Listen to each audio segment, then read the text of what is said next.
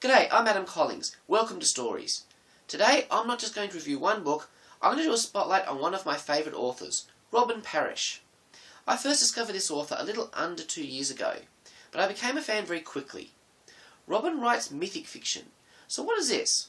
Well, he describes it as the kind of stories that are built on fictional histories, huge epic stories that take place during or after massive-scale historical events.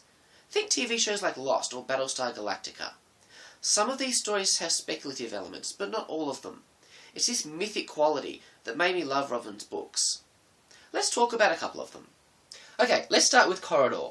This is Robin's first foray into young adult fiction, but as someone who's, let's just say, not as young as he feels, I still couldn't put it down. The story begins with a teenage boy named Troy. He wakes up in this strange white room. How did he get there? He can't remember. It soon becomes apparent that he's trapped in this giant corridor. He has to move through this sequence of rooms containing challenges, each one more difficult than the last. His only help is the disembodied voice of a girl named Victoria. Clearly, she seems to know more about this corridor than he does, but she doesn't seem to be allowed to say too much about it. As he progresses, the mythology starts to come out. This really keeps you turning the pages. Not only do you want to see if he's going to survive the challenges, but you want to learn the secrets of this place. As the book comes towards its conclusion, difficult decisions will be made. This is where the thematic heart of the book really comes out. The ending may be a bit out of the box for YA fiction, but I really liked it. It left a lot of things open to the future. I'm pleased to tell you that there are sequels coming. Now, my Robin Parrish journey actually started with the Dominion Trilogy. Relentless, Fearless, and Merciless. These books grabbed my attention right away. Grant Burrows has been swapped into someone else's body. A mysterious ring adorns his finger, which he cannot remove. People are trying to kill him, and he's starting to develop these unusual mental abilities. This trilogy builds up a whole lot of interesting mythology. You think it's all been revealed by the end of Book 1, but trust me, there's some really fascinating stuff that gets revealed by the end of Book 3. This series is part thriller, part sci-fi, part superhero, and part Armageddon. There really is a lot in it, including some very memorable characters. Then there's Offworld. The first manned mission to Mars has been a success. The crew return to Earth to find it empty. Nobody is there.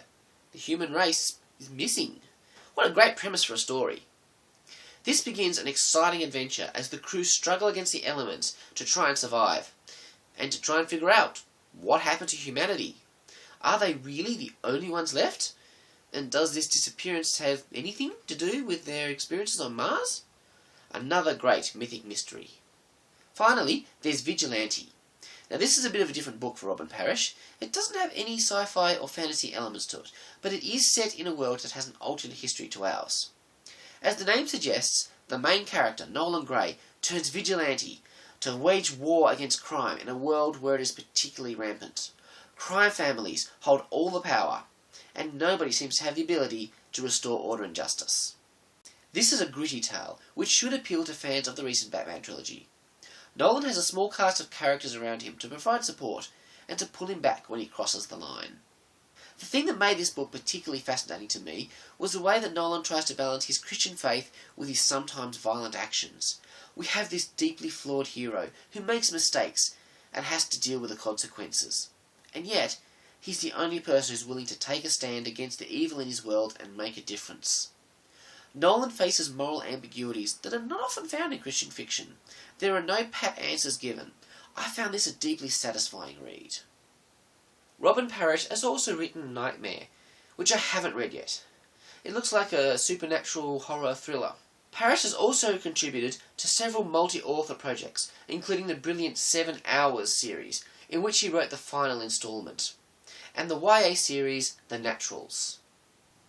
Alan Heinberg, executive producer of Grey's Anatomy, said, "Robin Parrish is a keen-eyed, passionate, pop-cultural savant whose writing is as incisive and insightful as it is entertaining."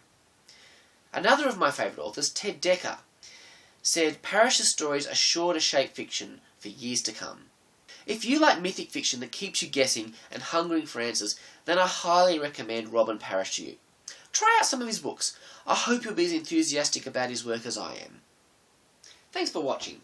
If you'd like to connect with me, you can head over to my blog, where you can also sign up for my monthly email newsletter. And don't forget to subscribe. See you next time!